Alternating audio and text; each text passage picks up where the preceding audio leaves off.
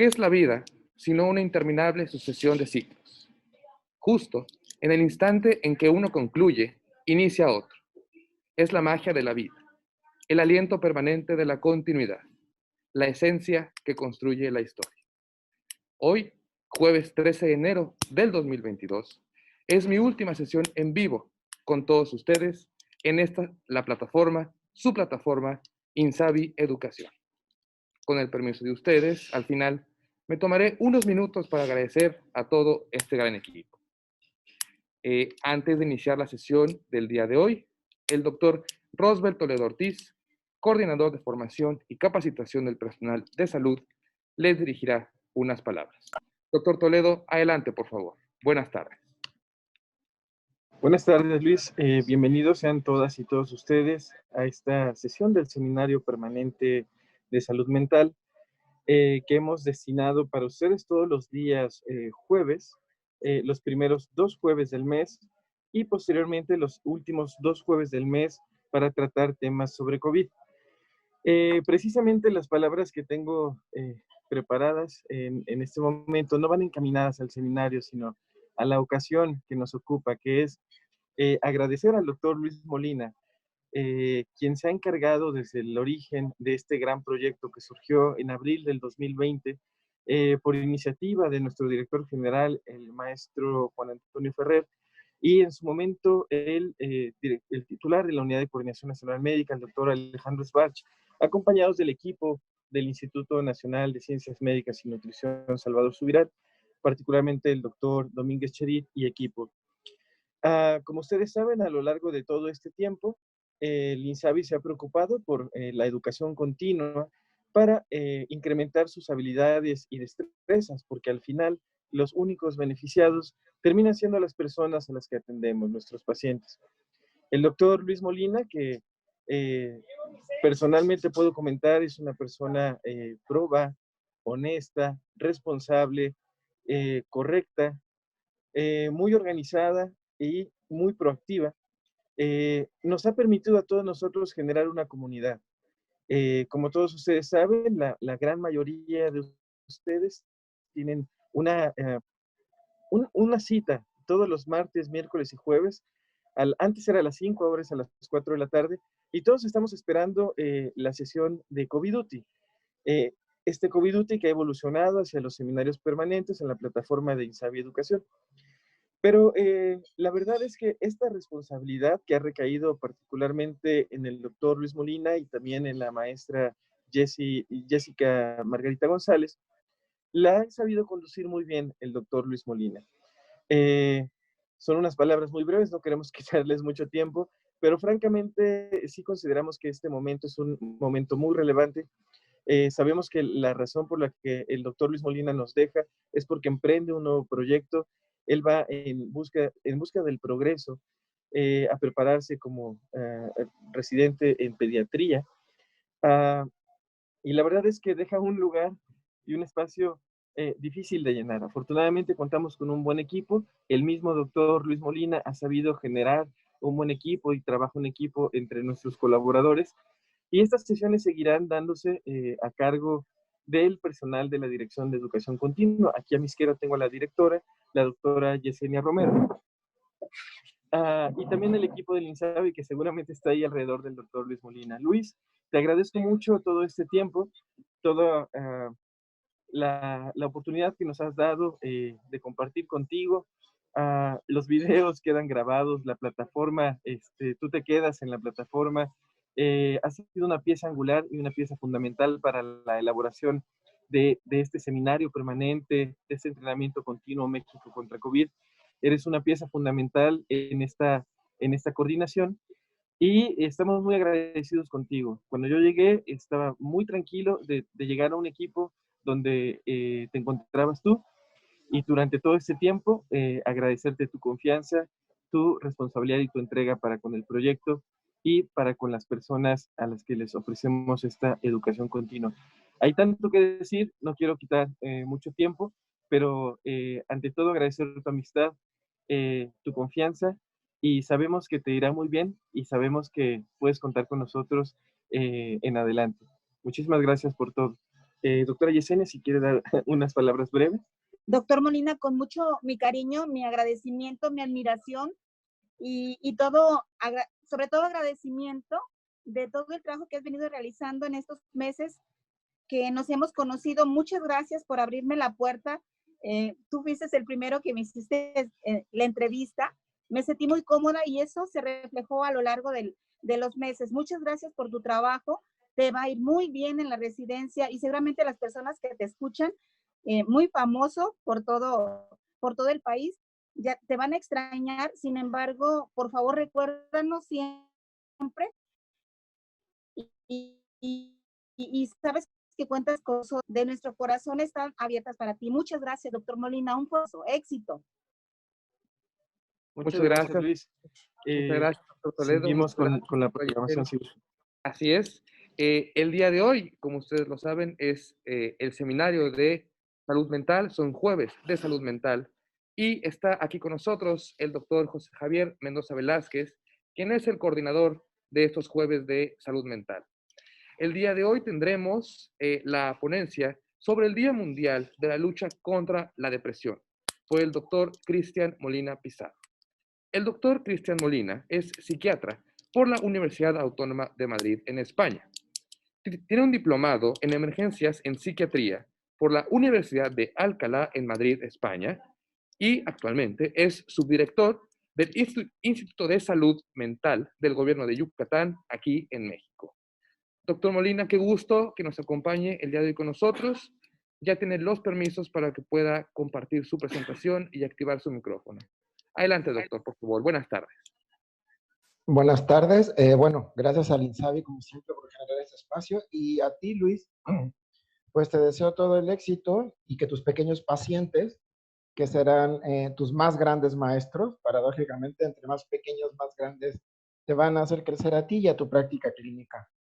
Creo que se verán muy beneficiados de alguien con esta conciencia que tiene que ver con la salud integral, que es salud mental y salud física, en tanto compartimos todos y nos atraviesa todo a través del tiempo y en nuestro crecimiento.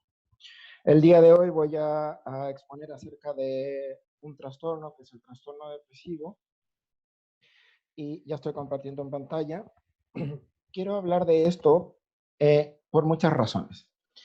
Sé que muchísimos de ustedes tienen conocimiento acerca de lo que es la depresión, han escuchado la palabra depresión en muchísimas formas y maneras de utilizarla, tanto como criterio diagnóstico como incluso como palabra coloquial, incluso a veces como en un sentido hasta de broma o en un sentido como de, más bien como de un malestar.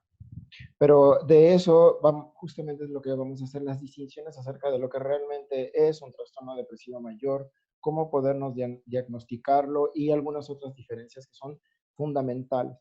De hecho, es tan fundamental que aquí en este momento vemos 237 participantes y según las estadísticas y la prevalencia, al menos por lo menos 20 personas de aquí que están conectadas han sufrido en algún momento algún episodio depresivo.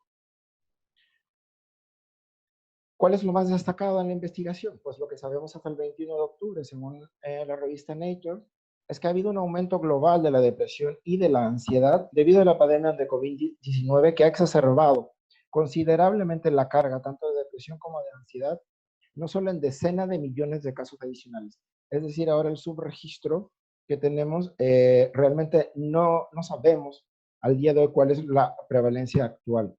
Lo más actual que tenemos es con respecto al 2019, lo que estamos viendo en las barras azules son los países de alto ingreso y en las barras de color rosa países de bajo ingreso. Aquí vemos a México que en una prevalencia a 12 meses está alrededor del 5%, que es la media a nivel mundial. No sabemos cómo, insisto, porque existe un subregistro y además muchísimas personas no están diagnosticadas ni padecen de esta enfermedad. Evidentemente sabemos también que la depresión contribuye a la carga de discapacidad, esto según la Organización Mundial de la Salud, pero algo que está haciendo mucho hincapié es que esto está ocurriendo especialmente en pacientes jóvenes. Y para hablar de esto, quiero englobar algo y voy a hacer algunas cosas para poder dar contexto a la charla. Primero, en tanto, la depresión se encuentra dentro de lo que llamamos trastornos afectivos. Y para poder entender un poco, voy a dar una descripción según lo que los doctores Kaplan y Zadok definen como afecto. Pues un afecto es un tono emocional o un sentimiento persistente y sostenido que influye en la conducta de las personas y en los colores con los que percibe su estar en el mundo. Es decir, con las gafas o los filtros con los que vivimos y vivenciamos y sentimos nuestro estar, nuestro pasar, nuestro transitar a través de todo nuestro ciclo y nuestros cambios o crisis vitales que van desde pasar desde la niñez a la adolescencia, de la adolescencia a la adultez, de la adultez a la adultez mayor, de la adultez mayor a la vejez.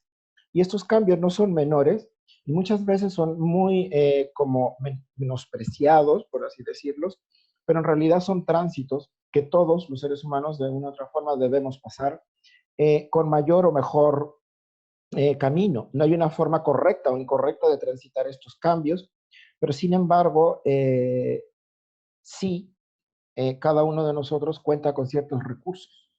Entonces hay personas que suelen, durante estas crisis vitales, estos cambios, poder hacer frente a todas estas cosas que los convocan, que los interpelen, de una manera tan crucial, con nuevos desafíos, con nuevos retos, con nuevas formas de ver las cosas.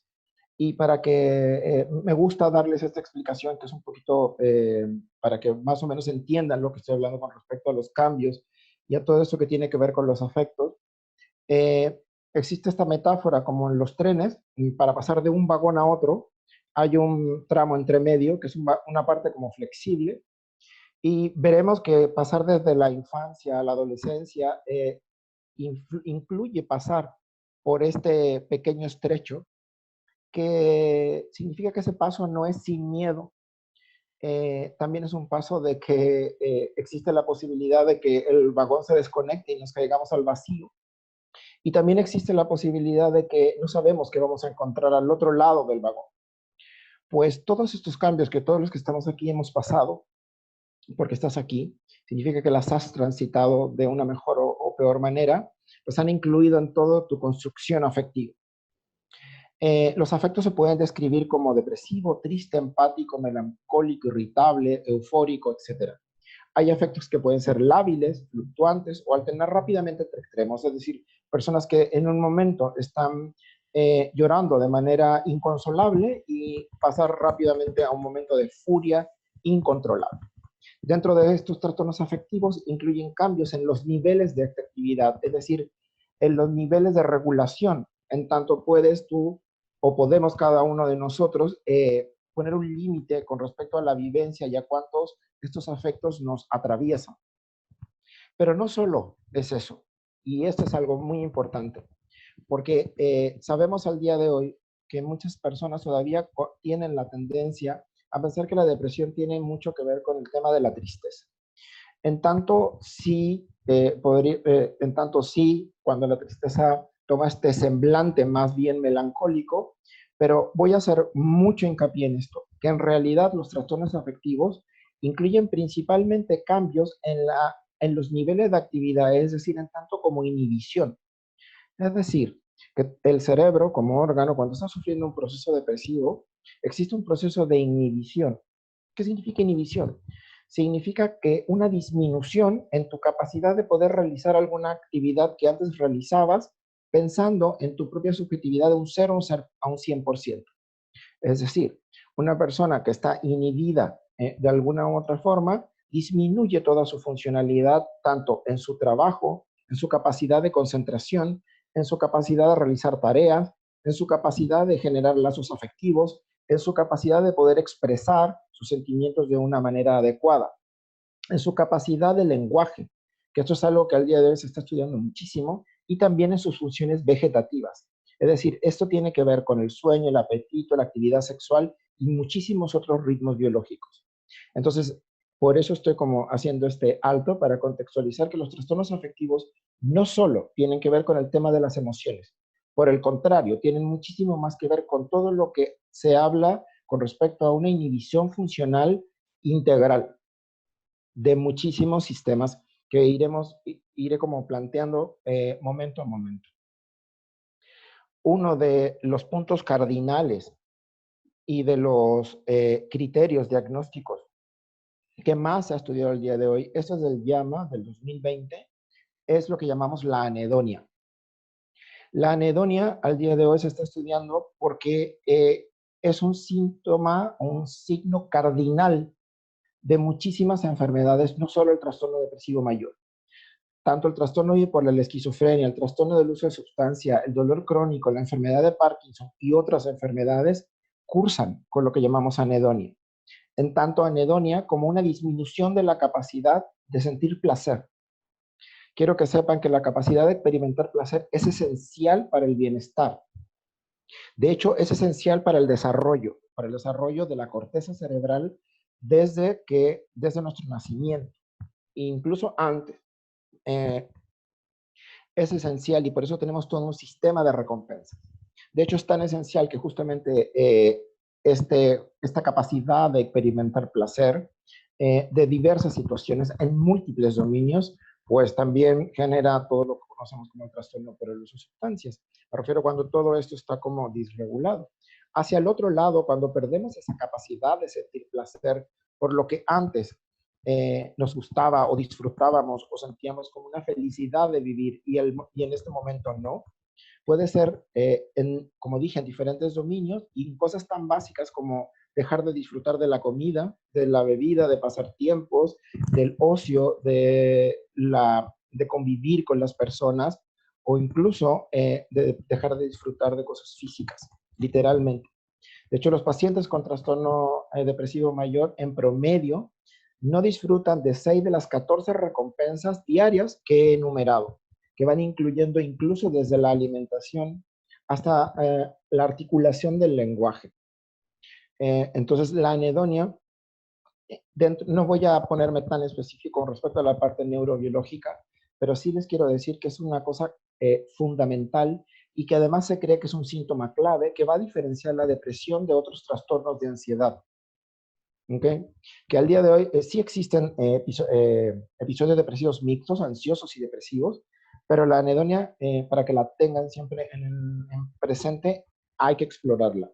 En nuestros pacientes que sospechamos de trastorno depresivo, hay que explorar la anedonia, es decir, la capacidad o la reducción de experimentar placer. Con respecto a los criterios, esto es muy importante. ¿Y por qué? Porque pues, los criterios han cambiado. Antiguamente, dentro de los trastornos del afecto, se encontraba el trastorno bipolar, que el día de hoy, pues, cuenta con una categoría propia. Y realmente, estemos o no de acuerdo con respecto al tipo o forma en la que se desarrollen los criterios, por ejemplo, en el DSM-5 o en el CIE-11 revisado, pues de todas maneras necesitamos nominar, tener un criterio, una forma de poder, digamos, tener una guía para poder determinar cuándo un paciente está sufriendo un trastorno depresivo mayor. Quiero hacer hincapié, ojo otra vez, en que el trastorno bipolar no se encuentra dentro de la categoría de los trastornos afectivos al día de hoy. ¿Por qué? Porque tiene otra fisiopatología, tiene otra nosología, es otro, digamos, todo el constructo de la enfermedad es totalmente diferente a lo que conocemos al día de hoy en depresión. Se ha avanzado muchísimo en neurociencia y en psiquiatría translacional, que es básicamente la psiquiatría que se realiza en los laboratorios de investigación, traducida a psiquiatría clínica. Entonces, al menos 2 semanas y 4 de los siguientes síntomas. Afecto depresivo, la mayor parte del día, de manera subjetiva, ya sea como tristeza intensa, desesperanza, vacío, irritabilidad. Notan que la anedonia es un criterio único y además tiene su propia categoría para él. Un cambio de un 5% en el índice de masa corporal en un mes, es decir, tanto que suba de peso como que baje de peso. De hecho, ya les mostraré que existen depresiones atípicas, que son personas que suelen engordar muchísimo, dormir muchísimo y sentir como sus extremidades de plomo, les dicen como las piernas y los brazos muy pesados. Es una forma de presentación de episodio depresivo. Insomnio y hipersomnia, que son todos los cambios vegetativos de los cuales se había nombrado. Puede haber agitación o inhibición psicomotriz. Esto es muy importante. Que sea subjetiva, es decir, que el propio paciente la vivencia y la exprese, o que sea observada por otros. Estos criterios de observada por otros son criterios que se han ampliado en tanto todo esto se ha visto como un espectro. ¿Okay? Fatiga o pérdida de energía, lo que llamamos anergia, sentimiento de minusvalía o culpa inapropiada o expresiva, o excesiva, perdón, como lo podemos ver en las fases melancólicas, una disminución de la capacidad, tanto de la velocidad como de la capacidad de concentración y atención y de poder tomar decisiones, tanto subjetiva u observada por otros, y pensamientos recurrentes de muerte.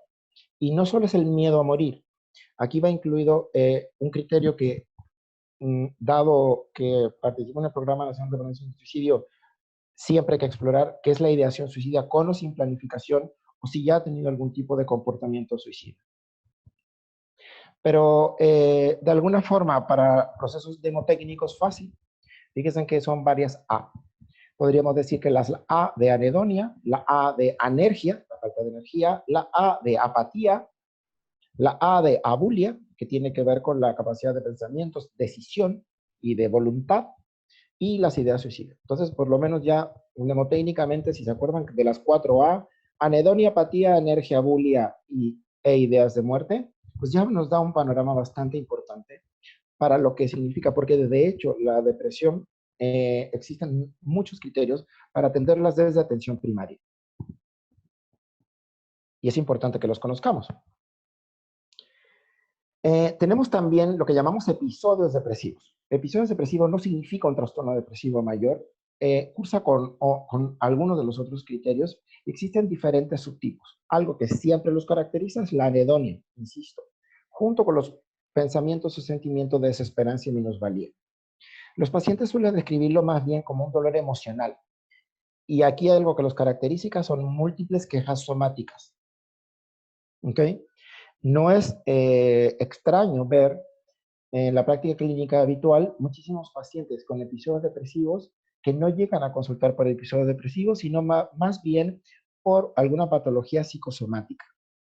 Hay diferentes subtipos. Está el subtipo ansioso, la presentación mixta, ansiosa o depresiva, la presentación melancólica y la presentación atípica, que es la que le hablaba, donde existe una ganancia de peso, una hipersomnia, una parálisis o pesadez en las piernas, lo que le decía de plomos, o con episodios psicóticos, y también de patrón estacional. Dentro de la nosología de la depresión, ¿qué significa eso? Significa todo lo que sabemos con respecto a la fisiopatología y a todo el desarrollo, todo lo que influye. ¿Y por qué es necesario que hablemos de esto? Porque siempre suelo decir que entre más conozcamos acerca de qué realmente se trata y causa esta enfermedad, mejor vamos a hacer para poder hacer un diagnóstico más fino, certero, dar un mejor tratamiento y, por supuesto, un mejor pronóstico. Y además convocar a todos los demás actores o personal sanitario que requiramos convocar para el tratamiento. La mayoría de las veces, pues, no vamos a poder solo con un trastorno depresivo. El tratamiento sí requiere ser integral y vamos a necesitar de desarrollar esto. Y es por eso tan importante que hablemos de esto.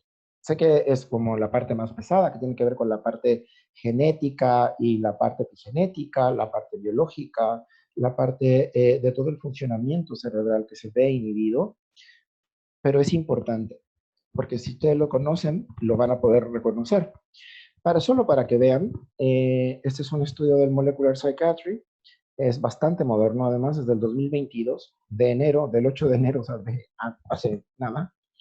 Y básicamente se han descubierto 16 subtipos de trastorno depresivo. Entonces, para que más o menos vayas tú también ampliando en tu cabeza que el cuadro que puedes tú haber tenido depresión, porque alguna vez viste a alguien con depresión, no necesariamente se va a presentar siempre así. Y es por eso que hay muchos pacientes que están mal diagnosticados o no están diagnosticados, porque no hemos sido lo suficientemente finos o certeros para poder ver que existe una depresión.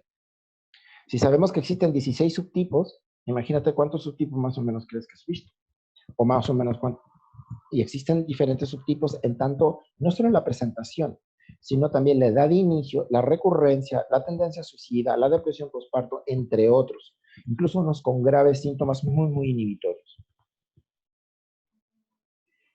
Con respecto al tema de la genética o la epigenética, pues la epigenética sabemos que es algo que influye en todas las enfermedades, en todos los trastornos mentales, incluso los trastornos mentales severos, como el trastorno bipolar y la esquizofrenia. Existen factores o mecanismos epigenéticos. Tenemos factores medioambientales, en tanto factores de riesgo, como son los factores prenatales, los traumas infantiles, el estrés, las enfermedades médicas y el trastorno por el uso de sustancias.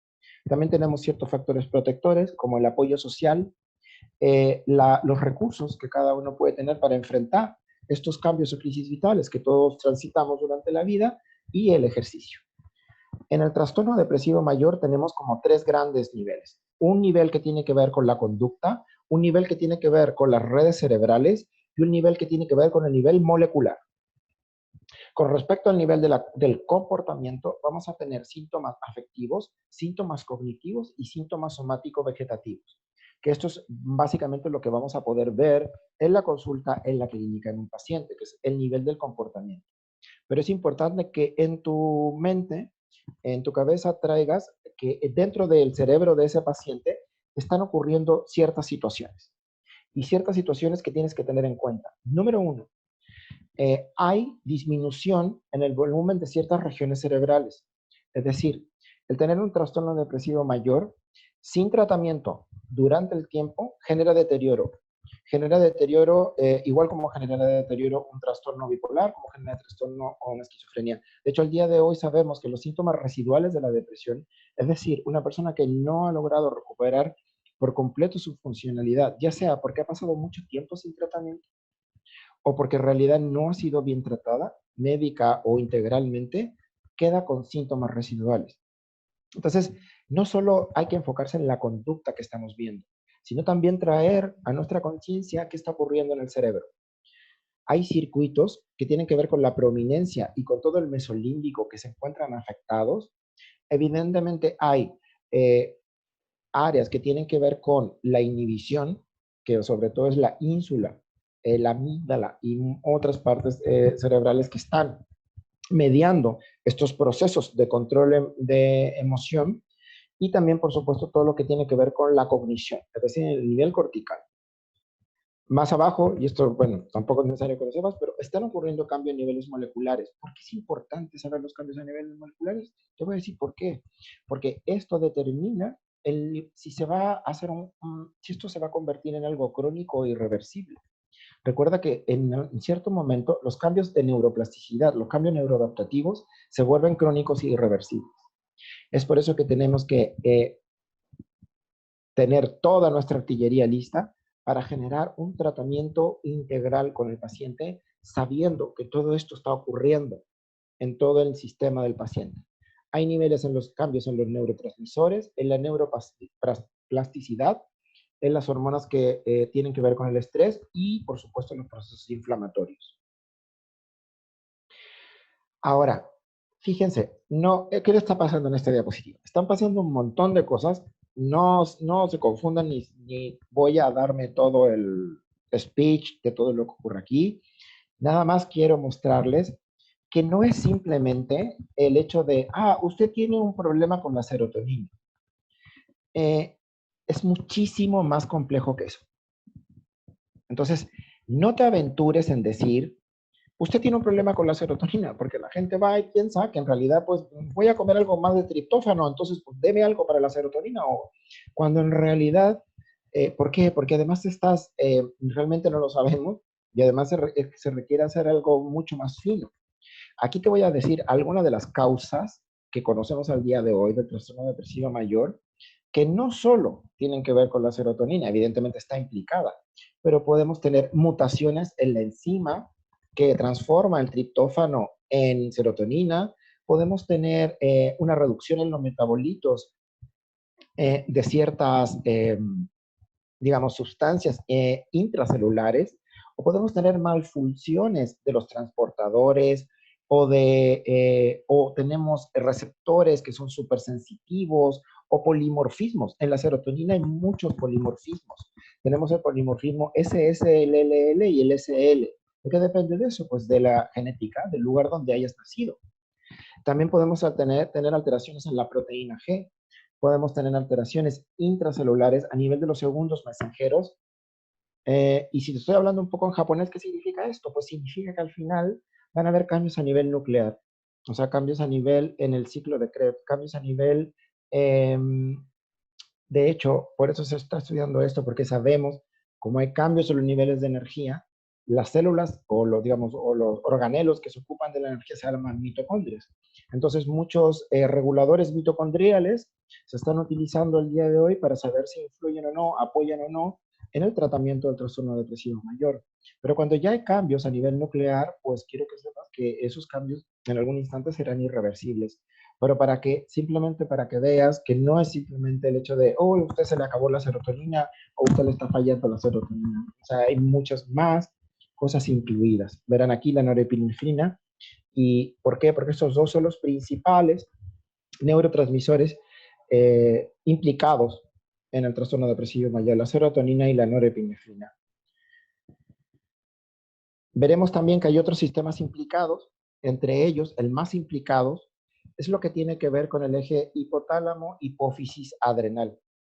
En tanto, este eje responde al estrés agudo, liberando una gran cantidad de cortisol como respuesta a este estrés agudo. Bueno, en el trastorno depresivo, este sistema, este feedback inhibitorio que se va inhibiendo una vez que ha pasado el estrés, pues deja de funcionar. Y el cerebro y todo el cuerpo y todo el sistema es como si todo el tiempo estuviera en un nivel de estrés crónico. ¿Por qué? Porque hay procesos inflamatorios. Entonces existe un exceso de cortisol, que significa daño a órganos. Entonces no es solamente lo que esté ocurriendo en el cerebro. Insisto, hay muchos sistemas afectados, pero el principal que sabemos y al día de hoy lo conocemos muy bien es el eje hipotálamo-hipófisis adrenal y el exceso de cortisol.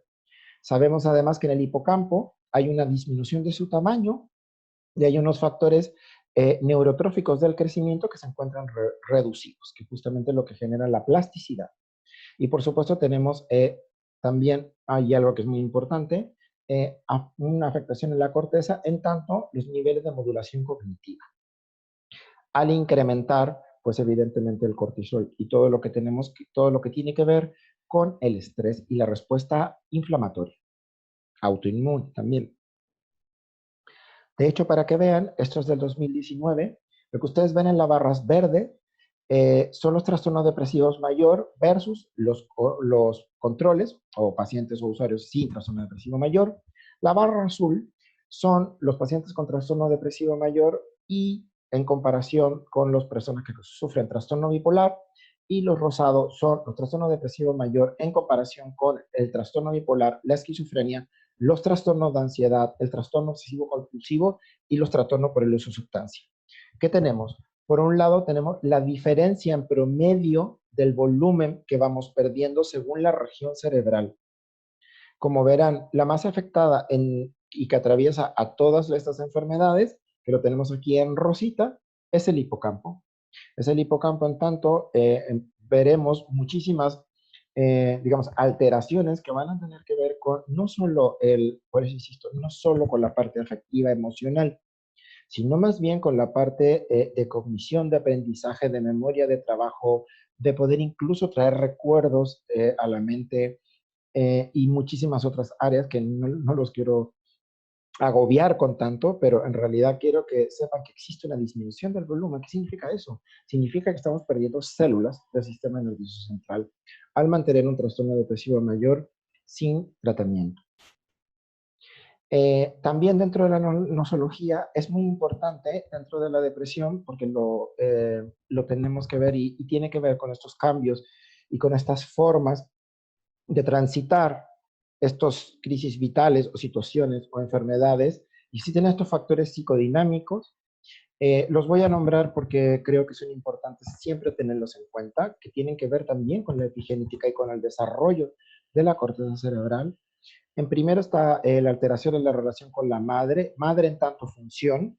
Madre no me refiero a la mujer, ojo, madre estoy refiriendo a la función, y una función de la madre es básicamente la persona que dice, ese bebé no se va a morir. Eso significa la persona que alimentó, le puso la mantita, le dio la comida, lo abrazó y le habló.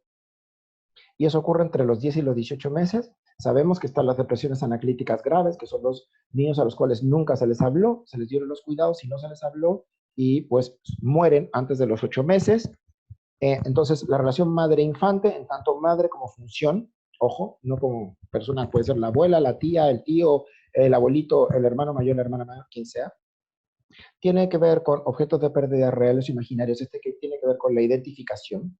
Recuerden que al momento de nacer, nosotros somos mamíferos, como cualquier otro, el león, como el hipopótamo, nada más que los seres humanos, nacemos con un sistema nervioso central muy inmaduro. Las asas piramidales están muy inmaduras, con lo cual no nos permite primero poder controlar nuestro cuerpo, no podemos caminar, el cuerpo se mueve de manera, digamos, descontrolada o no articulada, y hasta que no adquirimos el lenguaje, hasta que el lenguaje no toca el cuerpo y nos volvemos sujetos del lenguaje, es cuando nos humanizamos. Y ahí es cuando ya pasamos a ser sujetos y nos identificamos con otro.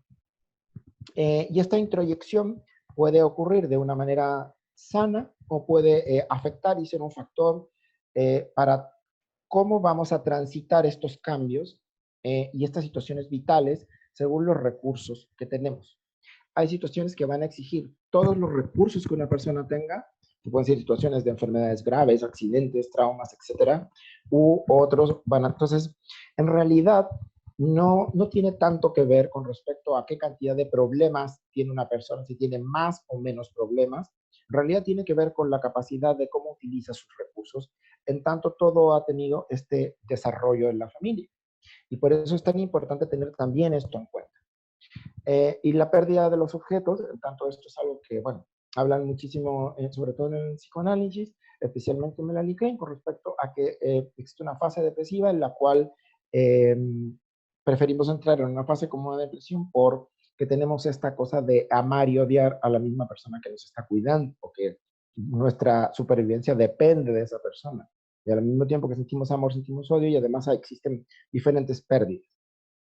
Bueno, para que vean que esto es bastante más complejo. Con respecto al trastorno depresivo mayor y la relación con enfermedades, o sea, qué tipo de enfermedades están relacionadas a través, o cuáles son las más, digamos, relacionadas con respecto a si yo tengo trastorno depresivo mayor, qué enfermedades puedo desarrollar. Podría desarrollar desde enfermedades cardíacas, deterioros cognitivos, diabetes mellitus, obesidad, incapacidad, cáncer y, por supuesto, una mayor mortalidad que la población en general. Otra vez, esta diapositiva está bastante llena, lo siento, es complicada, pero es muy importante. Y además es muy, muy actual. Esta es una diapositiva que tiene que ver con las depresiones que son comórbidas, es decir, que tienen que ver con enfermedades médicas. Y aquí vamos a encontrar varios tipos. Es decir, vamos a tener enfermedades médicas en tanto no del cerebro, no voy a decir la cosa mental, no, voy a decir, aparte del cerebro, ¿qué otro órgano está enfermo o qué otra patología estemos sufriendo? Más un trastorno depresivo, eso es una, es decir, que coincidan ambas, o podemos tener enfermedades médicas que generan a su vez un trastorno depresivo. Con respecto a la terapia y al tratamiento, hay que tratarlas las dos al mismo tiempo. Aquí dice que hay que tratar la enfermedad médica en tanto no del cerebro y la depresión, y tratar la depresión para tratar la enfermedad médica. Es decir, se ha visto que el tratamiento de una va mejorando a la otra, y eso es importante. Con respecto al comportamiento, evidentemente van a haber alteraciones de la conducta en personas que tengan tanto esta comorbilidad de cualquier otra patología que no sea un trastorno depresivo mayor, y van a haber cambios en su conducta. Y también van a haber cambios que van a alterar o van a converger en, digamos, una va a ser pronóstico de la otra. Es decir, biológicamente, por todo lo que le dije del sistema autoinmune, del sistema del cortisol, del sistema de los anticuerpos, del sistema inflamatorio, del sistema de neurotransmisor y todas las formas incluidas, una va a influir en el pronóstico de la otra.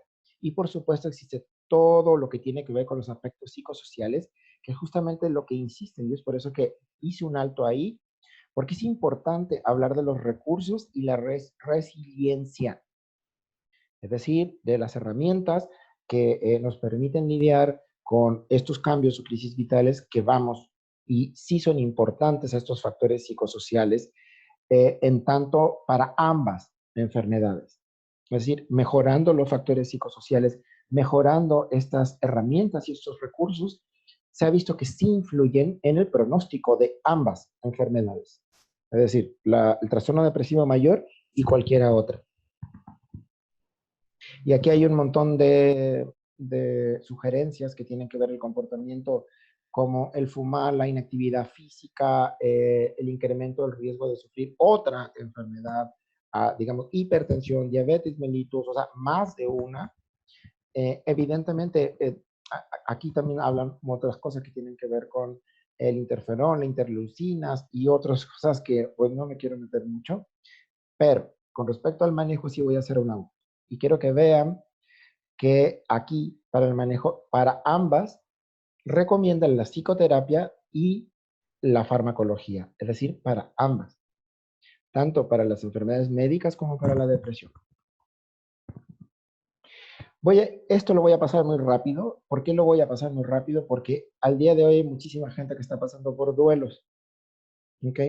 El duelo es un proceso que no se considera patológico, que puede volverse patológico y muchas veces se confunde con episodios depresivos o con un trastorno depresivo. Y hay que tener mucho cuidado en no tener esta manía de ponerle o patologizar el duelo, cuando el duelo es un trabajo y es un proceso que está muy bien descrito evolutivamente.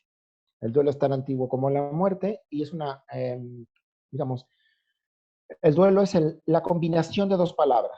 Duelo en tanto batalla, desafío, un combate entre dos personas, te desafía un duelo, y duelo como dolor, como pena con aflicción. Entonces, cuando una persona está sufriendo un duelo, dentro de ella ocurren dos cosas. Existe una batalla y existe el dolor.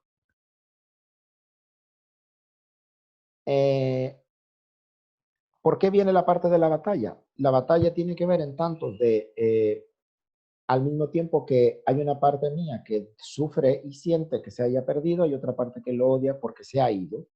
El melancólico es alguien que evidentemente incorpora ese lazo hacia sí mismo, ese odio hacia su propio autoconcepto, hacia su propio yo.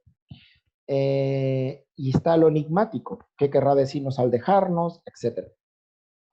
Y en tanto como dolor, pues es un dolor que la gente lo describe como que desgarra el alma, es un dolor psíquico, es decir, que no lo podemos ubicar. Al cerebro, al día de hoy, saben que el premio, bueno, el año pasado el premio Nobel de Medicina justamente fue un científico que descubrió que todo el dolor en realidad lo sentimos a través de unas proteínas ubicadas en el cerebro. Entonces, aunque te golpees en la punta del pie, en realidad, y piensas que el dolor está ahí, en realidad lo estás sintiendo el cerebro, pero el cerebro le gusta ubicar dónde estás sintiendo el dolor para poder quitar el pie, para poder hacer alguna maniobra y aliviar el dolor. Pero en el cambio del duelo, el cerebro es incapaz de poder decir dónde está sintiendo el dolor. Entonces, es por eso que se vivencia como un desgarro, en tanto como un dolor que no puedes localizar y que no existe una palabra para poder expresarlo. De hecho, cuando el objeto amado y perdido no tiene una importancia fortalecida por 1000 lazos, su pérdida no vendrá con dolor. Es decir, que requiere haber un lazo amoroso, un lazo de amor para poder sentir el dolor. ¿Cómo se manifiesta este dolor? En los primeros instantes, pues la gente puede estar en conmoción, lo describen como si un abrigo se cayera de la percha, y evidentemente el recurso más antiguo, cuando se puede emitir, es el grito. Y luego las palabras para que puedan hacer un puente entre esto que ha ocurrido, que me sacó de la realidad, y la realidad actual, que es sin esta pérdida. Aquí hay algunos síntomas que hay emocionales, cognitivos, físicos y conductuales, que no los voy a detallar, pero básicamente pueden haber desde ideas obsesivas hasta alucinaciones o despersonalizaciones, como aspectos físicos que tienen que ver con taquicardia, sudoraciones, y por eso se pueden confundir con algún episodio o trastorno depresivo. pero hay que ponerlos en contexto. Pero el día de hoy, por la pandemia y por toda la situación que estamos pasando de pérdida, en tanto pérdida no solo de seres queridos, también pérdidas económicas, pérdidas afectivas, divorcios, pérdidas de redes de apoyo, etcétera, todos esos pueden llegar a ser o tener un componente de duelo o microduelos. Entonces es importante. Con respecto al tratamiento, otra vez, oh no, una diapositiva complicada. Bueno, en realidad podría ser una diapositiva complicada, pero la vamos a simplificar. Básicamente lo que tenemos aquí es una neurona presináptica, que es, las neuronas son las células cerebrales, tenemos una neurona presináptica y una neurona postsináptica. El cerebro funciona a través de electricidad, así como funciona tu computadora o teléfono donde estés escuchando esta charla, pues funciona a través de impulsos eléctricos. Pues el cerebro también. Y para que estos impulsos eléctricos ocurran de manera adecuada y ocurran de entre una célula nerviosa hacia otra célula nerviosa, la naturaleza nos ha dotado de diferentes sustancias químicas que permiten generar estos impulsos eléctricos y que las redes de funcionalidad se puedan comunicar. No les voy a dar una clase de electricidad, pero quiero que sepan que si ustedes saben que pues, el voltaje, por ejemplo, en México es de 220, en Estados Unidos es de 110, en Chile también es 220 y 110. ¿Qué significa el voltaje? Pues el voltaje tiene que ver con la potencia. ¿Cómo se ve eso en el cerebro? Pues tiene que ver con la concentración de esas sustancias. Ah, entonces ahí tiene que ver, sí tiene que ver la cantidad de la serotonina o la norepinefrina o de las sustancias. Si las regulamos, eso va a tener que ver cómo está el funcionamiento de las redes neuronales. ¿Por qué? Porque la concentración determina el voltaje. Es decir, cómo se van funcionando estas redes. Entonces, ¿qué tenemos aquí? Tenemos todos los antidepresivos, o lo que llamamos antidepresivos, y sus diferentes mecanismos de acción. Los más comunes son los inhibidores de la recaptación de la serotonina, como la fluoxetina, la sertralina, la paroxetina, el citalopram, la fluvoxamina, que principalmente se usa para el trastorno obsesivo compulsivo, y muchísimas otras. ¿Qué hacen estas? Pues lo que hacen, aquí como lo ven, inhiben la recaptación, es decir, actúan en el recaptador, ¿para qué? Para inhibir esta recaptación y dejar más serotonina disponible en el espacio intersináptico. Por otro lado, tenemos otros antidepresivos, como son la mirtazapina, la mitriptilina, la trazodona, que en realidad actúan en otros niveles. Esos otros niveles significan, ya sea haciendo antagonismo en el receptor de serotonina o antagonismo en otros receptores que indirectamente afectan la concentración de serotonina, o tenemos algunos que llamamos duales. ¿Qué significa duales? Duales significa que actúan tanto en la serotonina como en la noradrenalina. Las pelotitas azules es la serotonina. Las pelotitas verdes es la noradrenalina. Las pelotitas naranjas la acetilcolina. Las pelotitas moradas la histamina y las pelotitas rojas la dopamina. Como verán, existen un montón de antidepresivos y un montón de dianas que al día de hoy, y esto ¿por qué lo estoy tocando? Lo estoy tocando por esta razón, porque muchas personas tienen mucho estigma con respecto al uso de antidepresivos. Es decir, muchas personas no quieren tomar antidepresivos porque creen que generan adicción, que son una droga, que los van a mantener, que se van a hacer dependientes, que se van a andar quedando dormidos, etcétera. Entonces, es importante saber que esto tiene un mecanismo de acción, tiene un propósito, tiene una diana y ya ha demostrado por muchos años que funciona.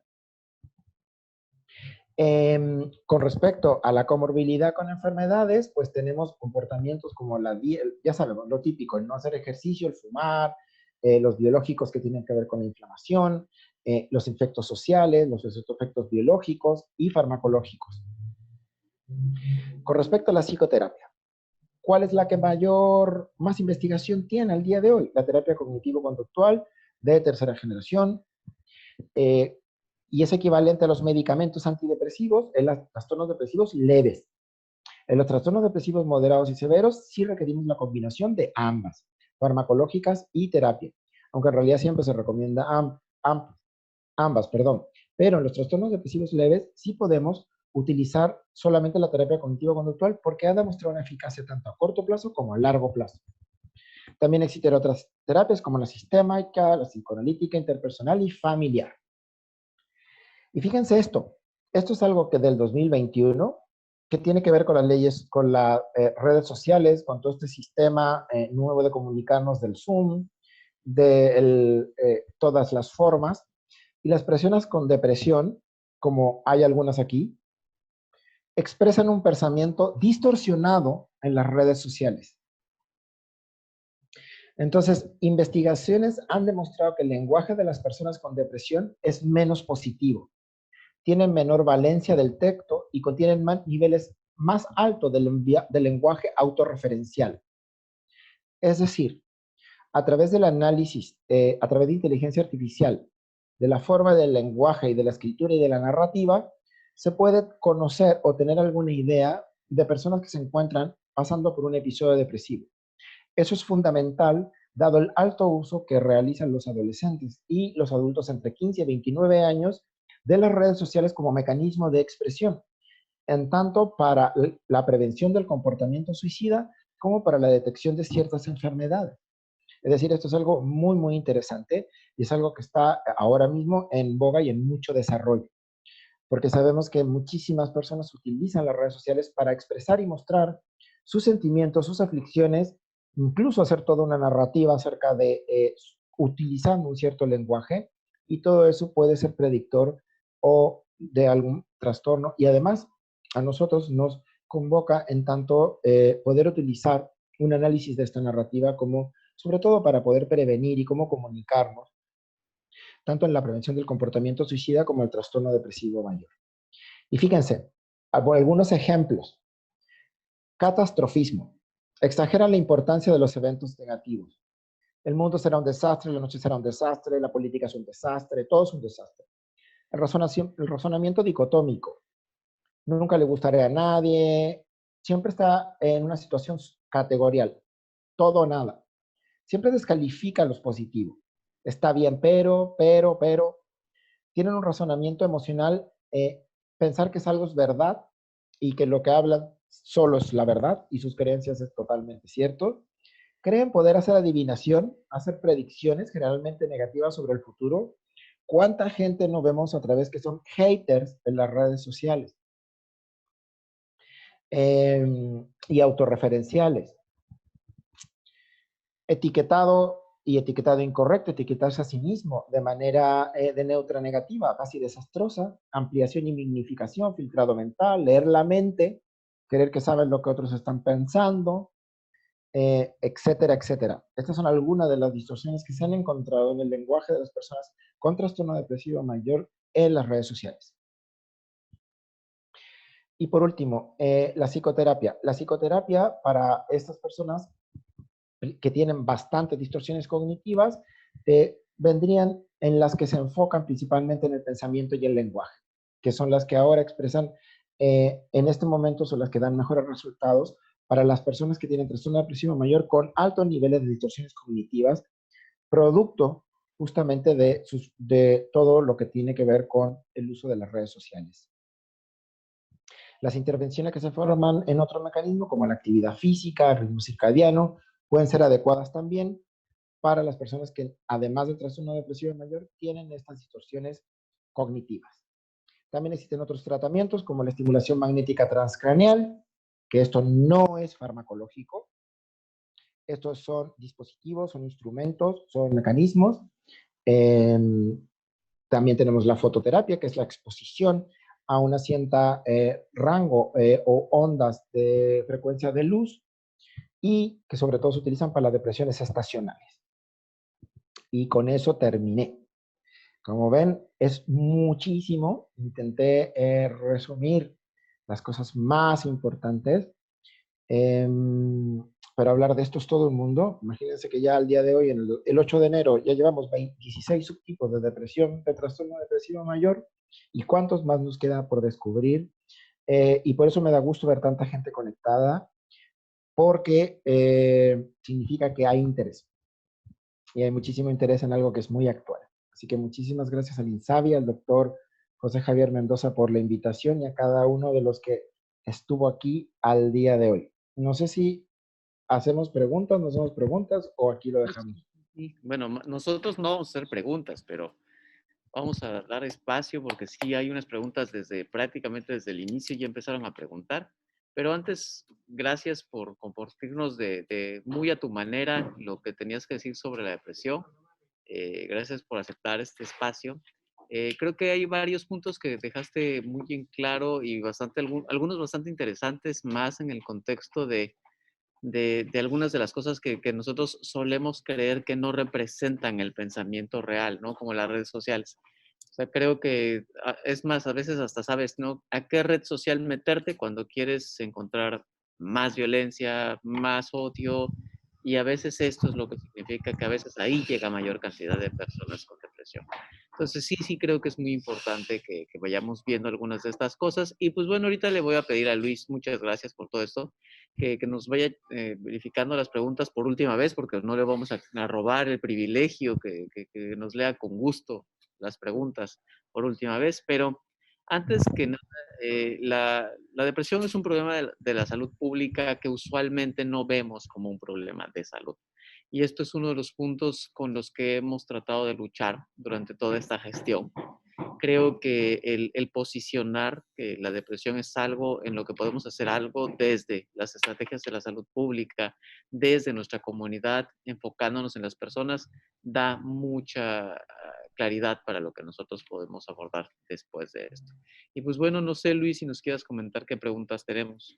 Claro que sí. Les recordamos a nuestros participantes que pueden hacer sus preguntas por medio del chat o levantar su mano y nosotros les activaremos su micrófono. También en el Facebook Live de Insabi Educación, ustedes pueden poner sus preguntas y nosotros las comentaremos al doctor Cristian.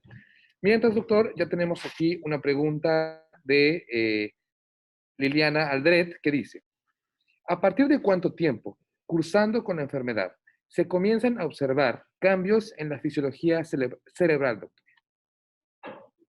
Bueno, eso va a depender evidentemente de, ahora sí, del subtipo de trastorno depresivo mayor, de la genética, de muchísimas cosas. O sea, sí tiene que ver con el tiempo, pero más bien tiene que ver con la gravedad de la enfermedad. Es decir, hay que tener en cuenta en tanto de que, como toda enfermedad, pues tiene niveles leve, moderada, severa, y hay muchos factores que influyen, psicosociales, biológicos, de todas las esferas. Entonces, lo único que está determinado como criterio de diagnóstico, como diagnóstico y pronóstico, es básicamente hacer un buen diagnóstico lo más pronto posible y empezar el tratamiento lo antes posible. Y además, durante el tratamiento, dejar el tratamiento el tiempo necesario para asegurarnos de que no hayan síntomas residuales de depresión. Es cierto que van a haber trastornos depresivos resistentes al tratamiento, incluso farmacológico. Por eso digo que en realidad no podemos determinar una escala temporal para poder determinar cuándo alguien está sufriendo cambios neuroplásticos irreversibles o cuando la enfermedad está teniendo este tipo de alteraciones a nivel molecular o cerebral, pero sí los vamos a ver en las manifestaciones, como les contaba, tanto a nivel conductual, sobre todo en la capacidad de realizar tareas mayores o lo que llamamos funciones ejecutivas. Fíjate que hace unos días platicábamos sobre cómo nosotros no sabemos las condiciones previas de nuestro sistema nervioso central. Al preguntar esta historia, probablemente dependa mucho de cada una de las personas también, porque todos tenemos como una predisposición genética para desarrollar algunas de nuestras áreas más menos, funciones más menos. Nacemos con características muy distintas que hacen que tengamos más o menos riesgo para padecer cualquier problema, tanto del comportamiento, o sea, hablemos de conductas suicidas, hablemos de comportamiento adictivo, pero también hablemos de depresión. O sea, como que tenemos más o menos vulnerabilidad y esto especifica y nos da a cada quien un riesgo distinto que probablemente no sabemos. Entonces creo que otro de los puntos, al no saber esto, pues no se trata de que empecemos a tomar antidepresivos o algo, ¿no? Por eso es muy importante, por ejemplo, ¿no? La gente que toma terapia lo hace para que los niveles de ansiedad no aumenten a manera patológica y pueda ir gestionando correctamente su ansiedad. la gente que toma alguna conducta de autocuidado, como hacer ejercicio, también, ¿no? O sea, tomamos estas cosas para que no pongamos a nuestro sistema nervioso central en un aprieto a la hora de alcanzar el equilibrio, ¿no? También creo que otro de los puntos importantes es, pues bueno, identificar cuántas personas con depresión han estado en mi familia, ¿no? Porque probablemente si ha habido muchas personas con depresión en mi familia, sea más fácil que yo pueda decir, no, pues entonces a lo mejor a mí, si padezco, es más fácil que padezca depresión y probablemente tenga alguna condición estructural que me haga más vulnerable a esto, ¿no?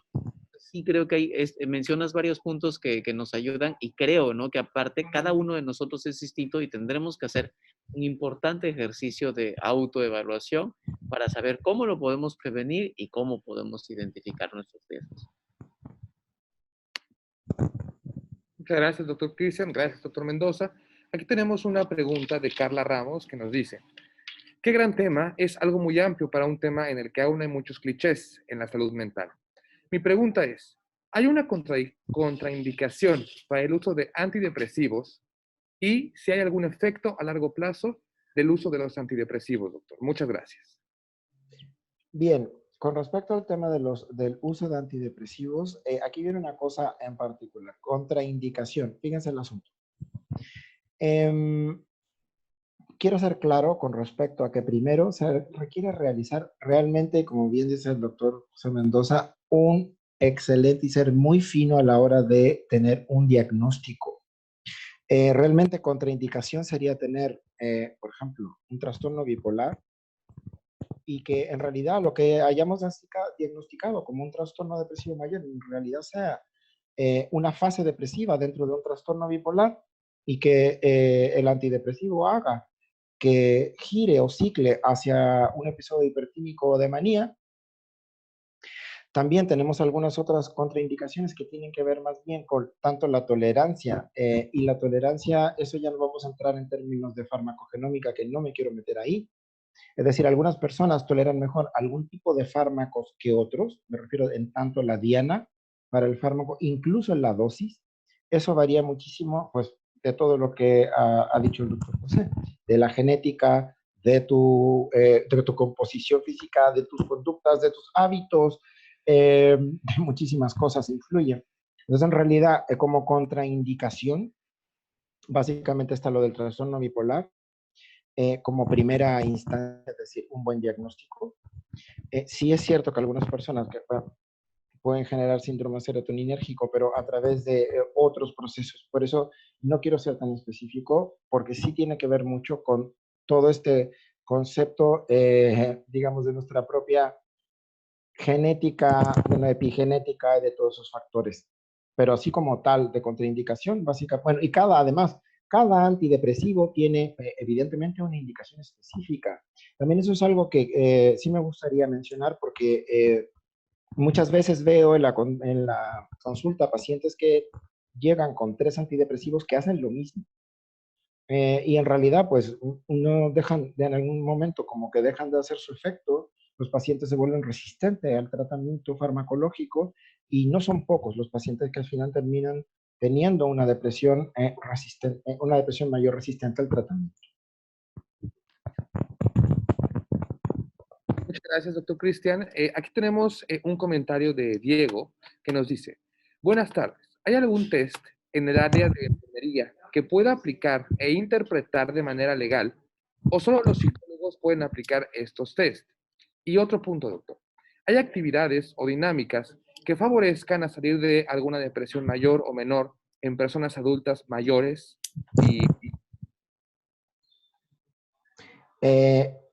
Miren, la escala que más yo prefiero, bueno, no es que yo prefiera, es que en realidad se ha visto que tiene bastante uso. Antiguamente se solía utilizar mucho en la clínica el Hamilton, pero eso ya está en desuso. Ahora se usa mucho el PHQ-9, la versión 9. Hay versión 8, 7, 6, 5, 4.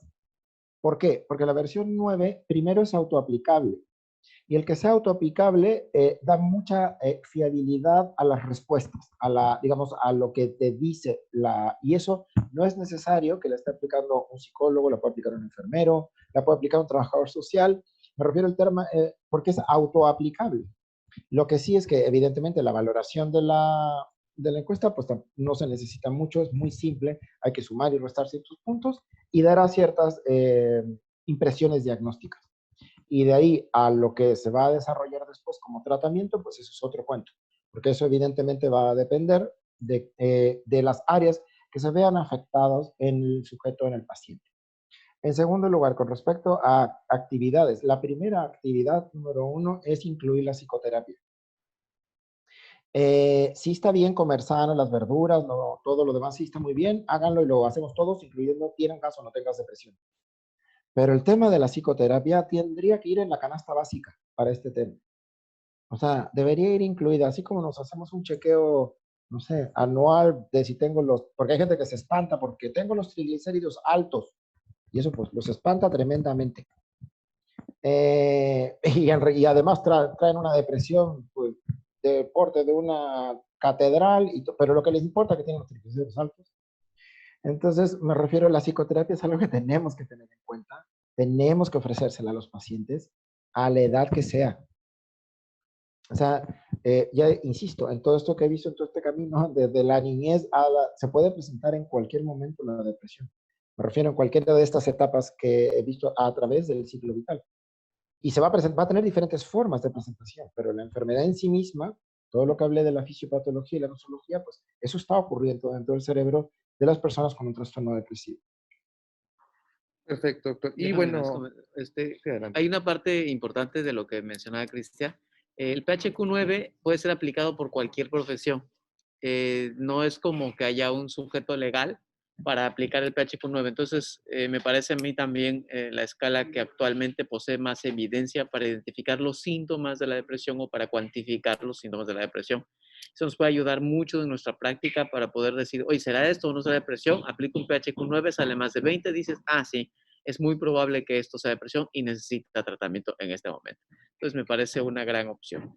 Y con respecto a la terapia, doctor Cristian, aquí tenemos un comentario en Facebook de María Fernanda Nolasco que nos dice que, bueno, ella nos comenta que la terapia ayuda a conocerte y por eso puede ser una prevención para la depresión. También nos dice que si las bebidas alcohólicas también se deben de abandonar para tener una mejora. Bueno, aquí hay varias cosas. Son dos cosas totalmente diferentes. El tema de la terapia, pues ya le dije, solamente hablo con respecto a la evidencia científica. Lo que sabemos es que la terapia cognitivo-conductual, las principales de tercera generación, son las que han demostrado tener mejores resultados tanto a corto plazo como a largo plazo. Con respecto a la terapia, es todo lo que diré. Con respecto al tema del alcohol, sabemos que el alcohol en un principio se muestra como un estimulante. Posteriormente, el alcohol se vuelve un depresor tanto del sistema nervioso central como un depresor a la vez, a través de las vías de la dopamina y a través de muchísimas cosas, que puede terminar evidentemente agravando el cuadro de trastorno depresivo mayor o convirtiéndose en otra enfermedad, en una comorbilidad. Es algo que con el doctor Javier Mendoza justamente hablamos en un curso de lo que llamamos diagnóstico doble. Es decir, de personas que tienen un trastorno por el uso de alcohol y trastorno depresivo mayor, como dos entidades por separado. Entonces, algo que sí voy a dejar bastante claro porque solamente esto es una cosa personal, muchísimas personas les encanta recetar benzodiazepina. ¿Ok? Muchas. Y el tema de mezclar alcohol con benzodiazepina, eso es muy malo. Muy, muy malo. Y la benzodiazepina no es un tratamiento. ¿Se acuerdan de la diapositiva complicada que mostré pues no venían las benzodiazepinas? Y no vienen porque no son parte del tratamiento. Me refiero, pueden ayudar, coayudar en algún momento por un tiempo muy corto. Punto. Pero no es un tratamiento de mantenimiento en el largo plazo. Y mezclados con alcohol, peor.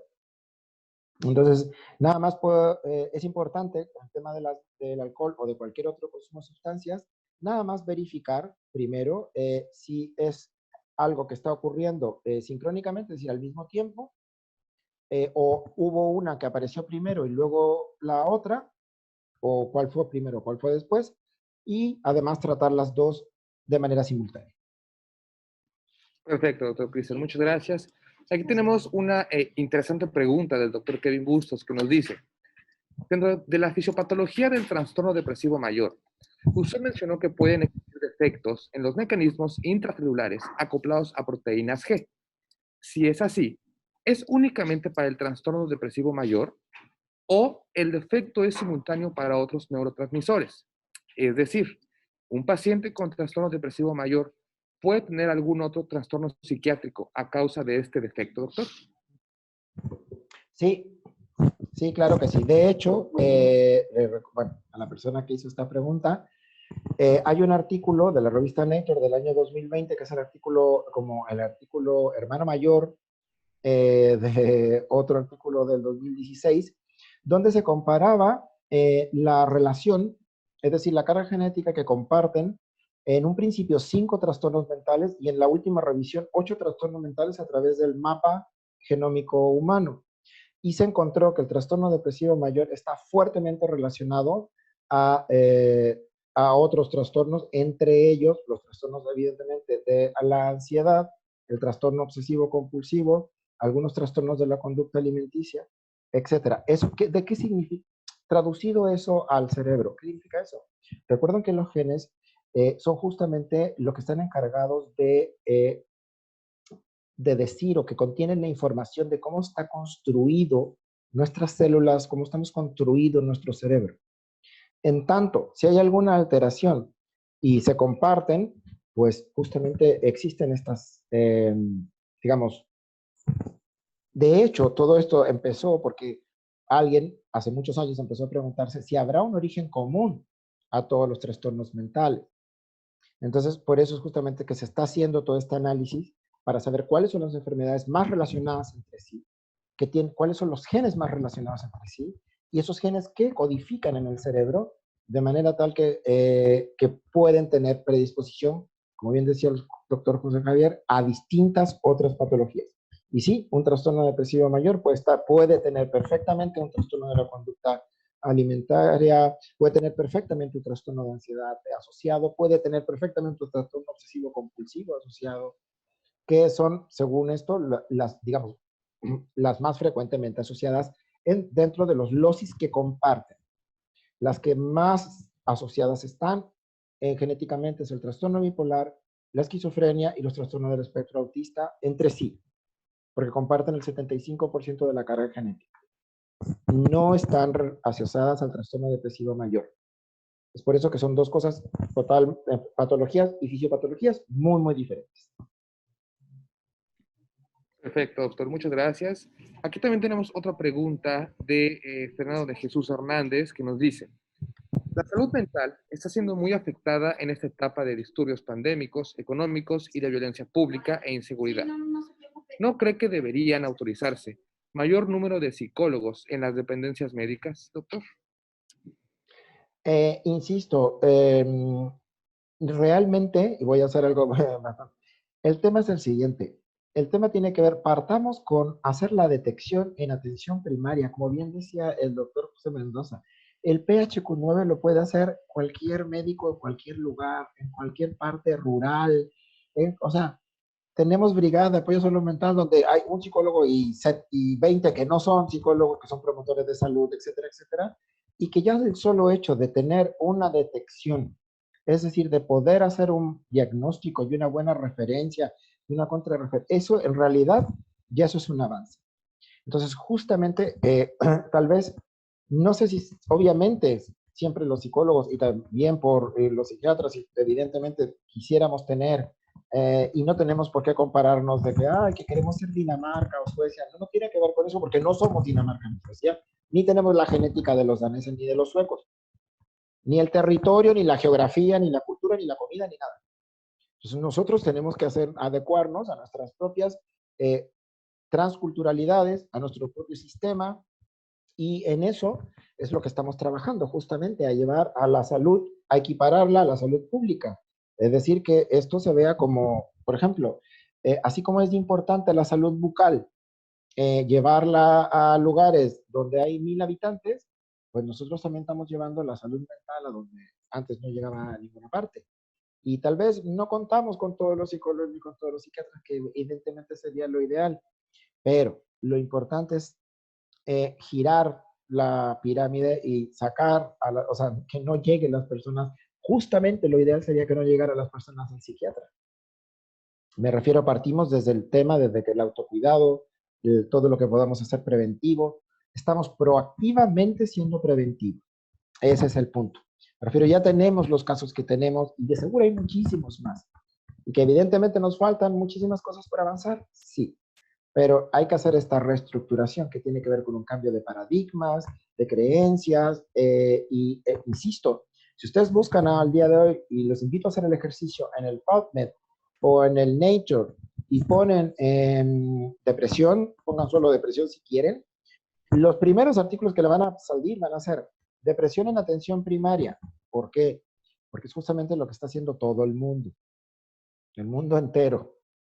Porque el mundo entero pues se ha visto atravesado, y como partí la charla diciendo pues que evidentemente el COVID-19 ha venido a exacerbar los trastornos depresivos y los trastornos de ansiedad de una manera importante. Y fíjate que ahorita que lo comentas, sí, indudablemente no somos suficientes trabajadores de la salud mental en el sistema público, pero tampoco, aun cuando todas las personas que trabajáramos en la salud mental nos fuéramos al sistema público, ni así resolveríamos la demanda. Entonces, la brecha de salud mental está contemplada porque el hecho, independientemente de que la pandemia nos puso en jaque, implica que necesitamos la participación de más profesores. Ahorita lo que mencionaba sobre el PHQ-9, enfermería, trabajo social, psicología, medicina, cualquiera de nosotros puede hacer un PHQ-9 y tener una orientación si tiene la idea de lo que la depresión significa. Entonces, una de las principales herramientas con las que sí contamos, que no es costosa y que todos estamos como, que es accesible para todos, es la psicoeducación y la educación en general sobre los trastornos mentales. Uno de los grandes esfuerzos también a lo largo de todo este tiempo ha sido la capacitación en MHGAP. Cuando ustedes vean la oportunidad de capacitarse en MHGAP, creo que vale mucho la pena que la tomen para que también todos los que trabajamos en algún contexto de servicio público podamos identificar los problemas de la salud mental que pueden estar complicando o pueden incluso ser el origen real de muchas de las patologías con las que nosotros convivimos. Esto que menciona Cristian es importante y quitándonos probablemente ya del contexto de lo clínico, ¿no? La depresión es un problema en general en el contexto de nuestro desarrollo como países, como comunidades, y creo que si nosotros ponemos un poco de atención y quitamos el peso que significa los años de vida, de calidad de vida disminuida que implica vivir con depresión, nosotros podríamos enfrentarnos a un mejor futuro. Entonces, no únicamente pensar en esto es para que me den tratamiento, ahora necesito un fármaco, no, o sea, la idea es hacernos conscientes del riesgo que tenemos de padecer depresión y empezar a trabajar en esta desde nosotros mismos, ¿no? Desde nuestra comunidad, desde nuestra familia, tener diálogos abiertos y claros sobre la depresión en grupos, en nuestros hospitales, porque es más común de lo que nosotros consideramos.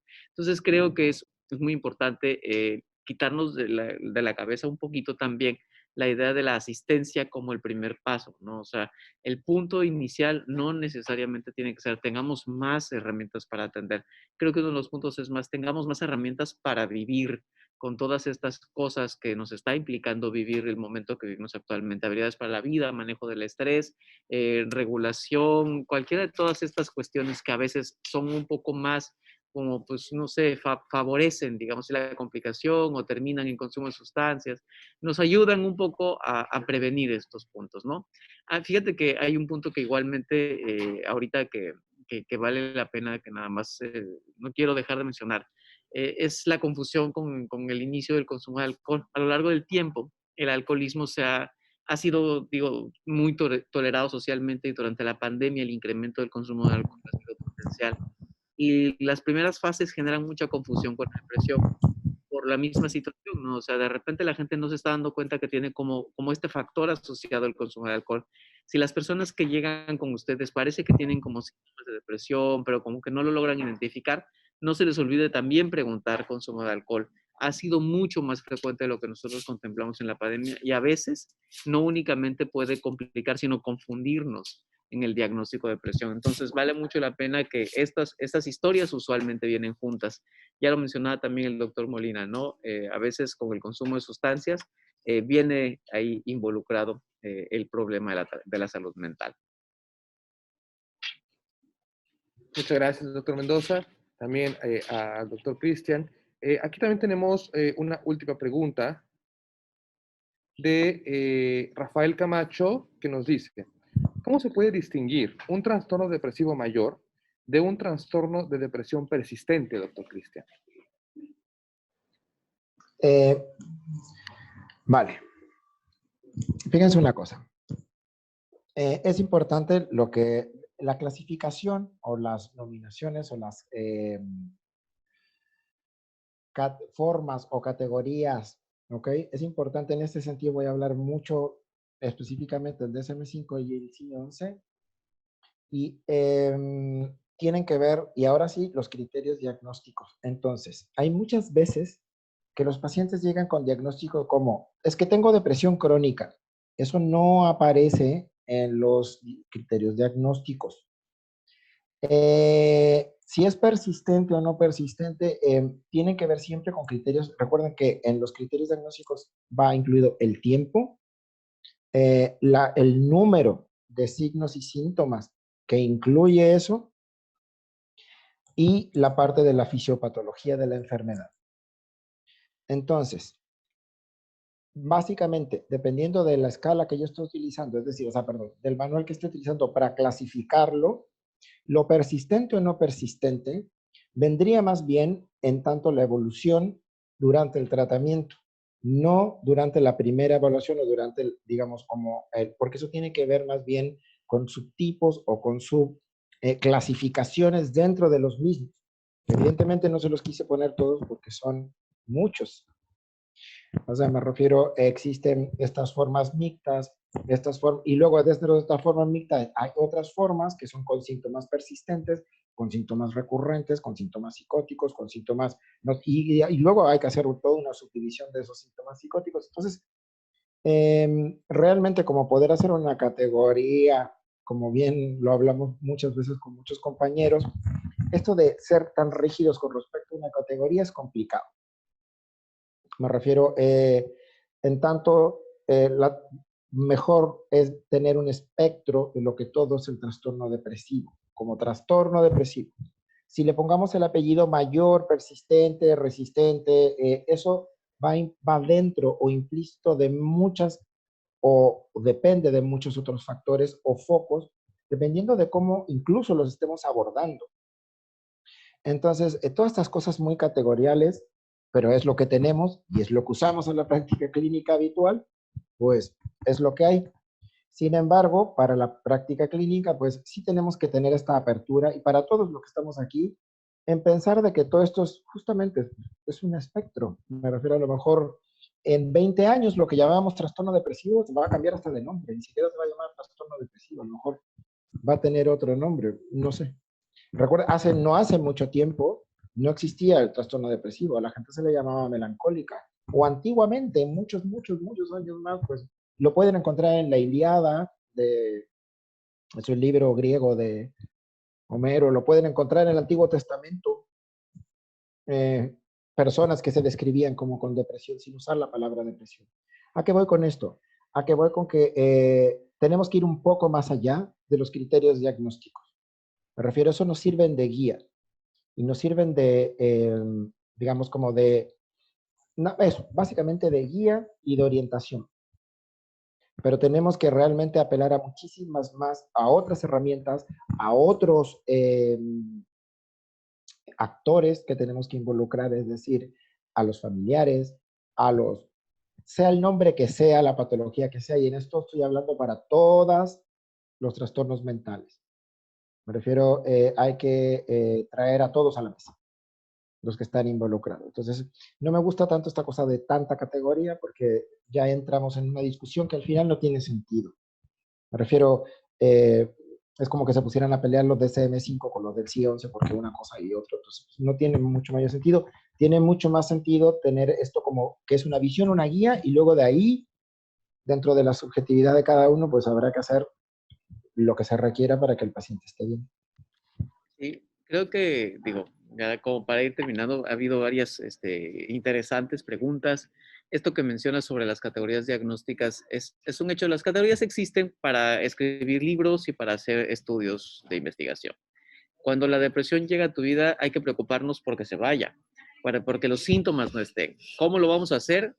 Lleva psicoterapia, lleva inicio de tratamiento, ten mejor control de gestión de tu ansiedad, ten actividades culturales, construye, crea, o sea, haz algo. Esto es uno de los puntos que nosotros debemos tener en el momento en que esté, no importa cuánto tiempo lleves, o sea, sé que va a ser muy difícil, pero para eso, cuando más difícil sea, busca ayuda. Y creo que esto es una situación muy importante, ¿no? Ha habido muchas cosas que creo que siempre tenemos que aprender. Y es en el momento en que se identifique la depresión, lo que menos importa es cuánto tiempo llevas, es pide ayuda, ¿no? O sea, si ya la situación te está generando esta alergia, esta bulia que mencionaba el doctor, está generando que no puedas trabajar, que te pelees con tu familia o que ya te moleste y te sientas irritable y enojado. O sea, te hace disfuncionar o te molesta, pide ayuda. Ayuda donde sea. Pero bueno, no donde sea, ¿no? O sea, digo, a un profesional que te ayude a encaminar este proceso, porque es un camino. Las enfermedades no ocurren y luego desaparecen, no son sucesos, son procesos. Y estos procesos se construyeron en mucho tiempo, no van a desaparecer en poco tiempo. Entonces, enfrentémonos a este proceso y trabajemos para que eventualmente esta situación se vaya. Bueno, lo más importante creo que es que nos has dado una gran cantidad de información. Preguntan si el PHQ-9 está validado en México. Por supuesto que sí, está validado prácticamente en todo el mundo. Es para todo tipo de edades, es autoaplicable siempre y cuando pueda leer y esté en el idioma correcto. Fuera de ahí, pues muchas gracias, Cristian. Quisiera que no sé si nos das un comentario final también para que le otorgues aquí el buen camino al doctor Molina, que aquí hay puros Molina aquí. No sé, para que cerremos este último jueves de salud mental del mes. Nos veríamos hasta el siguiente mes. Bueno, Luis, bueno, para todos, y esto también va para Luis y para todos los que tienen niños y no tienen niños y adolescentes y todo, y tú que vas a ver niños, es importante tener en cuenta las presentaciones de esta enfermedad en la infancia y en la adolescencia. Me refiero, muchas de las manifestaciones, a veces pensamos que por eso quería hacer el punto en que los trastornos afectivos no solo implican las emociones, implican muchísimas más cosas. Y se manifiestan en los niños, niñas y adolescentes de manera diferente. Entonces, no necesariamente requieren estar tristes. Pueden por ahí manifestarse de otra forma, tal vez con la irritabilidad, que es la principal. Y tú, como que vas a ser un muy buen pediatra, pues tener eso siempre en cuenta, Luis. Siempre en cuenta de que recuerda como lo que nos decían los artículos y los científicos, de que en realidad o sea, el tratar en una persona con cualquier otra enfermedad que no sea del cerebro, la va a mejorar si tiene depresión y le tratamos las dos enfermedades al mismo tiempo, la vamos a mejorar de la otra. O sea, eso está comprobado. Entonces, por eso, pues, gracias por todo, Luis, y que tengas una residencia interesante. Y como te dije, que tus pequeños sean tus grandes maestros. Y un saludo a todos los que están conectados. Como dice José, pues primero siempre por supuesto que las personas que estamos trabajando en salud, voy a decir salud en tanto todo, tenemos y estamos muy propensos a pasar por algún episodio depresivo. Entonces, hacerte una autoevaluación, y fíjate, una autoevaluación a veces implica no que agarres el PHQ-9 y que lo hagas ahora tú mismo, bueno, a lo mejor sí, pero una mejor autoevaluación es preguntarle a la gente que te rodea cómo te ve. Porque te acuerdas del criterio que dice subjetivo o visto por otros, pues en el CIE-11 dice lo mismo.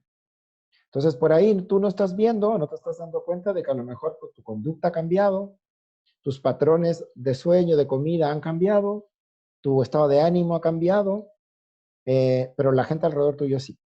Entonces, por eso no solo es importante hacerse el auto PHQ-9, sino también preguntarle a la gente alrededor cómo te ha estado vivenciando este último tiempo.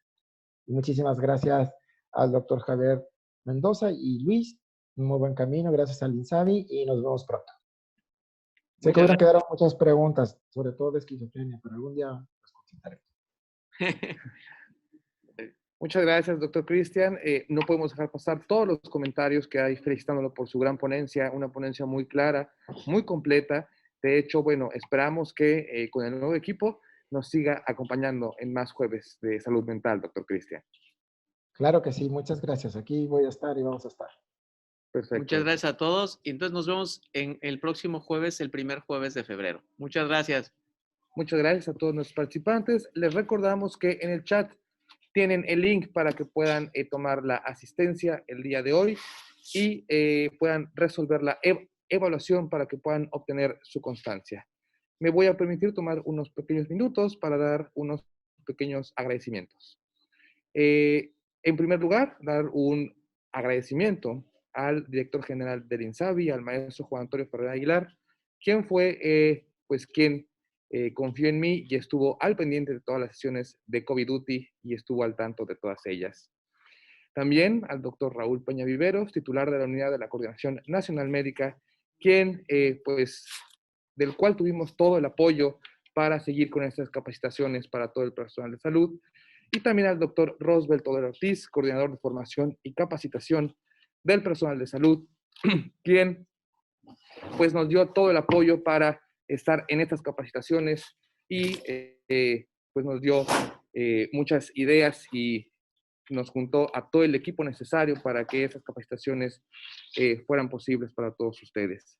También no puedo dejar pasar un agradecimiento pues muy grande al doctor Alejandro Esbarch y a todo su equipo, Mare, también a las personas que están en el edificio de Barranca, Larisa, Gisela, todas ellas, todos, muchas gracias por confiar en mí. También quisiera dar un agradecimiento especial a el equipo de médicos del bienestar, quien también son parte de nosotros. Ellos que iniciaron esta travesía en la búsqueda de personal de salud durante todo este tiempo de la pandemia para la atención de pacientes por COVID-19. Gracias a ellos hubo personal de salud disponible para que pudiera ser atendido a las personas en los hospitales, en las unidades, en los institutos.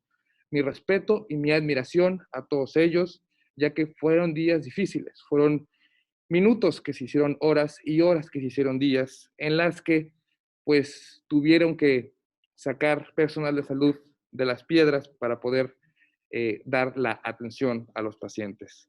Gracias al gran liderazgo del maestro Víctor, quien pudo conformar un gran equipo para poder hacer esta gran travesía una realidad.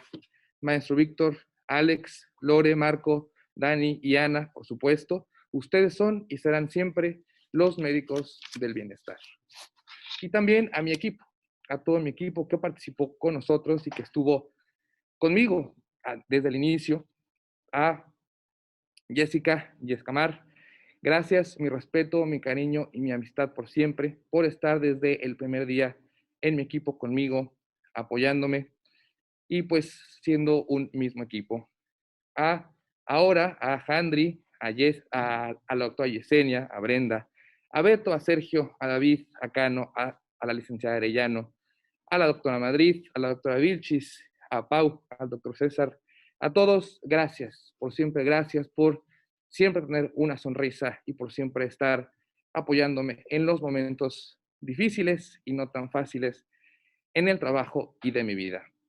Muchas gracias a todos, gracias al INSABI, a todos ustedes por permitirme estar día a día, primero en un horario de 5 a 7 y después de 4 a 6, y por participar y ser, pues al final de cuentas, un equipo y todos buscamos lo mejor para todas las personas en este país. Gracias, personal de salud. Gracias, INSABI. Nos vemos en la siguiente ponencia. Hasta siempre. Muchas gracias.